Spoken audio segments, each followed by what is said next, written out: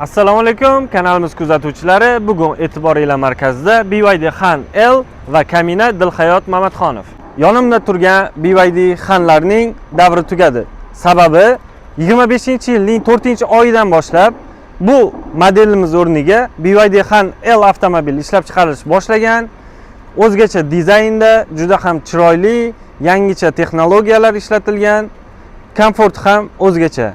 Hozirda O'zbekiston bozorida o'rtacha 41 ming dollar tashkil qilayotgan BYD Han L mashinamiz o'z narxiga arziydimi yo'qmi ko'rib chiqamiz. Undan oldin podpisatsiya hamda like tugmasini bosishni unutmang. Bu mashinamizda 3 ta pozitsiya mavjud. Bitta motorlisida 2 ta pozitsiya va 3-chi pozitsiyasi 2 ta motor hisoblanadi. Hozir bizda bu ko'rayotganingiz 2-chi pozitsiya hisoblanadi. 3 ta pozitsiyasini nima farqlari bor birgalikda ko'rib chiqamiz. Mashinamiz gabaritiga keladigan bo'lsak, uzunligi 5050 mm, balandligi 1505 mm ni va kengligi 1960 mm ni tashkil qiladi. Bu mashinamizning batareya sig'imi 83.4 kW ni tashkil qiladi va bir to'liq quvvat bilan 701 km masofani bosib o'ta oladi. Xo'p, mashinamizda elektr dvigateli orqada joylashgan, ya'ni orqa privat hisoblanadi. Xo'p, elektr dvigatelimizda 680 ta Xitoy ot kuchi mavjud va bu kuch bilan mashina bemalol 5,5 sekundda qo'zg'aladi. Mashinaning shinasiga keladigan bo'lsak, 245 ga 45 R19 razmerda. Xo'p, avtomobilimizni yana bir qulayliklardan biri lidar kamerasi bilan jihozlangan. Mashinamizda 12 ta kamera mavjud. Bu degani adaptivniy kruz kontrol hamda avtopiloti juda ham yaxshi ishlab beradi. Xo'p, mashinamizni kapotining ostida 160 litr sig'imga ega yukxona mavjud. Bilasizlar, elektromobil kapotdagi qismi yopiq bo'ladi. Xo'p, orqa qismiga keladigan bo'lsak, orqa dizaynlarini ham juda ham chiroyli, neobichniy qilib ishlab qo'yilgan.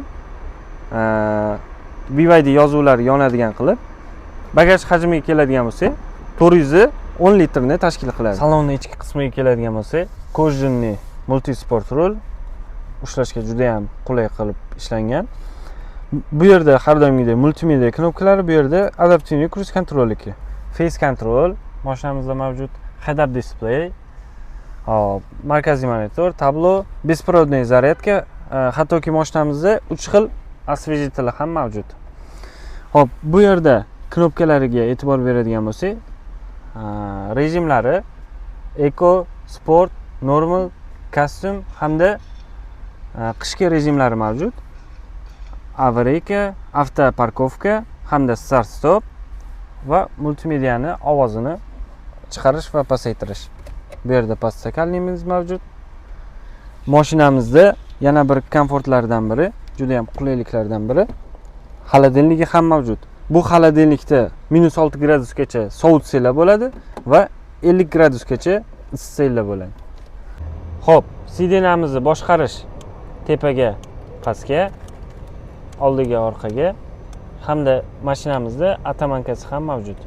Bu yerda belni sozlash knopkalari va massajni yoqib o'chirish knopkasi mavjud.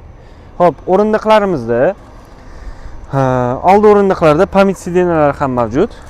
Bo'yim 1.77 va o'zimni qulay his qilgan holda juda ham keng salonda o'tiribman.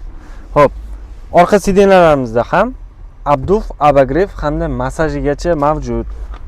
Buni tushiradigan bo'lsak, bu yerda kichkina displeychi bor. Bu yerdan biz muzikani o'chirib yoqish, bluetooth ulash anaqalarini boshqarsak bo'ladi. Hop, sidinamiz massajini, issiq sovutishni hamda mana bu joyda o'tirgan odam siqilib qolgan bo'lsa, bemalol boshqarsak bo'ladi. Klimat kontrolda boshqarsak bo'ladi hamda bu yerdan mashinaning podsvetkasi, ya'ni yonadigan chiroqlarini, bu yerdan esa mashinamizni shtorkasi hamda lyuklarini ochib, yopib, bemalol boshqarib ketsak bo'ladi. Mashinamiz juda ham komfort qilib ishlangan. Sportni hamda komfortni sevuvchi okalar uchun ajoyib taklif.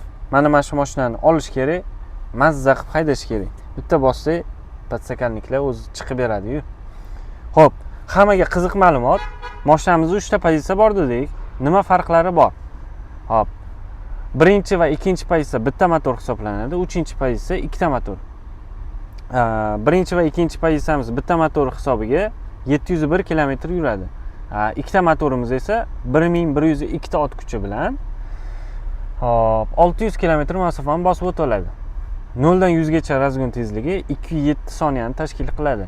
Hop, bizdagi ikkinchi pozitsiya hamda mana bitta motori full pozitsiyasi bilan ikkita motor, ya'ni oxirgi pozitsiyasining nima farqi bor?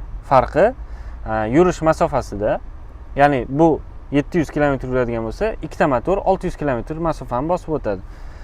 Ikkita motorda 1102 ta ot kuchi bor, bunda 680 ta ot kuchi bor. 0 dan 100 gacha razgonida farqi bor hamda motorida, bunda bitta, unda ikkita motor. Qolgan hamma komforti bir xil. Mashinamiz tayyor nalichida, bemalol pastdagi nomerlarga telefon qilib, kelib xarid qilib ketsanglar bo'ladi. Chiroyli narxlarda qilib beramiz, garantiyalari bilan.